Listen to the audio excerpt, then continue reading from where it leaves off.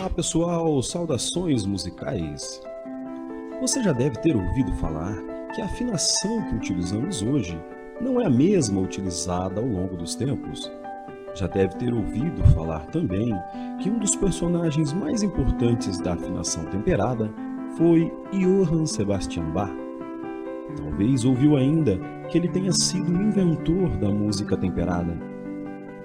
Meias verdades, se levarmos em consideração que o verbo temperar, propriamente da culinária, está relacionado com ajustes de sabor, conforme cada pessoa ou alimento específico. Na música também, a afinação veio se adequando conforme cada período e entendimento musical de cada época, a fim de agradar os ouvidos mais ávidos.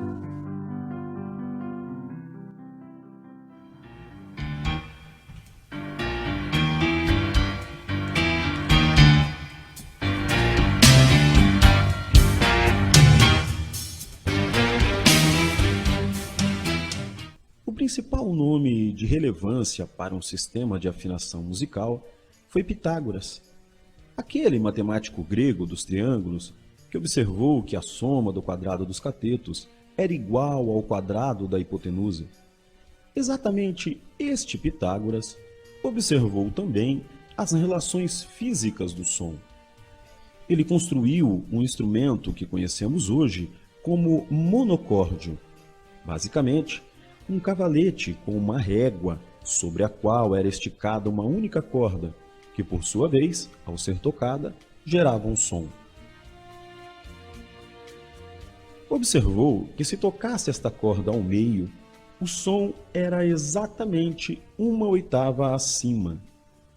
Continuou com seu pensamento matemático e observou que se dividisse a corda em 3 partes e tocasse na segunda parte da mesma, o som seria o que conhecemos hoje como quinta justa. Procedendo da mesma maneira, mas dividindo a corda em 4 partes e tocando na terça parte, descobriu a quarta justa, estabelecendo a seguinte relação. Partindo deste princípio, é possível chegar a outro ponto baseando-se nas ondas sonoras. Para um fácil entendimento, e levando em consideração a descoberta de Pitágoras, uma nota Lá, com 440 Hz, uma oitava acima, tem 880 Hz, uma oitava abaixo, 220 Hz. Desta forma, de quinta em quinta, chega-se a todas as notas musicais, pois ao encontrar determinada nota, divide-se na razão da oitava, até chegar à oitava desejada. Nos formando em sistema de fração, os graus ficariam assim. Até aqui, fácil. Difícil é encontrar a localização de frações tão quebradas em uma corda. E ainda que seja feito tal acerto, imagina quando se acrescenta mais instrumentos para tocarem simultaneamente. Por este motivo, durante muito tempo na história da música, evitou-se utilizar estas notas de fração quebrada como repouso em término de frases, sendo isto facilmente observado em peças musicais anteriores à Renascença, onde, na quase maioria, estão escritas nas tonalidades maiores de Dó, Fá e Sol, e suas relativas menores, normalmente natural. Estes eram considerados sons consonantes, e este sistema ficou conhecido como afinação justa.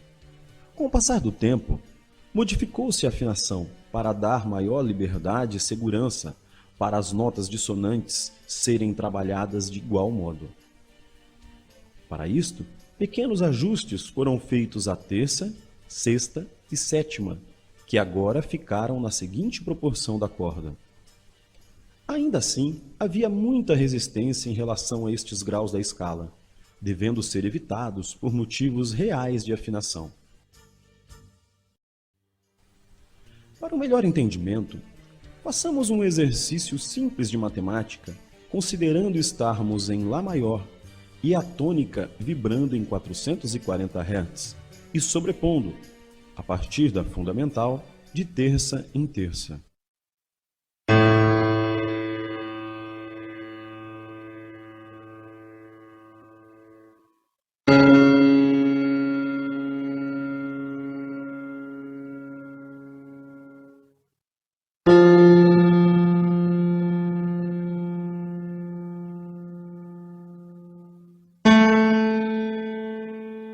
Sobrepondo as terças, chegamos a um problema na afinação, pois não há discordância, por se tratar de um fenômeno físico, que a oitava deve ter o dobro de vibrações que a fundamental, que neste caso deveria ser de 880 Hz. Mas, embora existisse essa diferença, Bach não se omitiu em mostrar que era possível trabalhar em todas as tonalidades. Ele buscou um ajuste na afinação do cravo que possibilitou a criação de sua famosa obra, O Cravo Bem Temperado, com prelúdios e fugas em todas as 24 tonalidades, maiores e menores. Para demonstrar que esse método de afinação com pequenos ajustes era confiável, idealizou mais um volume de prelúdios e fugas em todas as 24 tonalidades. Mas que fique claro que este não é o chamado temperamento igual que utilizamos hoje. Essa afinação surge durante o período romântico, em meados do século XIX, sendo desenvolvida por Alexander Ellis, que de uma forma bem simples dividiu as 12 notas musicais igualmente em 100 cents cada, totalizando 1.200 cents a oitava. A música continua com diferenças entre as notas, porém, ao padronizar as distâncias entre elas, a começar pelos instrumentos de notas fixas, criou-se um modo prático para a afinação de instrumentos de várias famílias, diminuindo assim a discussão sobre o assunto. Vale ressaltar que, no sistema de afinação justa, ao fazer o círculo das quintas, este não se fecha.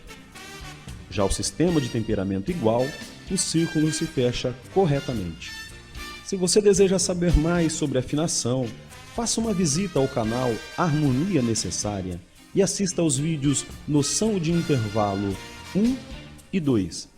Lá você entenderá por que o temperamento igual não é um sistema de afinação exato.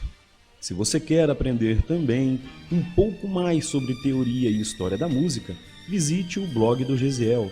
Lá você terá artigos e vídeos simples e acadêmicos que irão contribuir muito com a sua formação musical, ainda que de uma maneira informal. Se você ainda não é inscrito, agora é a hora. Inscreva-se, deixe o seu like, compartilhe o vídeo e acione o sino para notificações de novos vídeos.